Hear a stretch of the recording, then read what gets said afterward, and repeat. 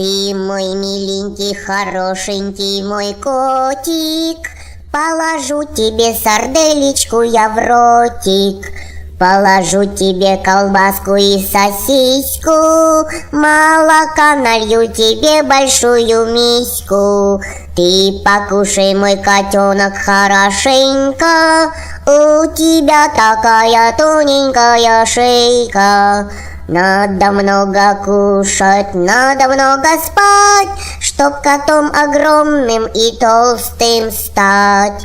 Кушай, моя лапочка, мой дурачок, для тебя в духовке жарится хомячок. Рыбок из аквариума я сварю и тебе, моя лапусенька, подарю. Будешь ты упитанный, будешь ты большой, и пойдем охотиться за мышой.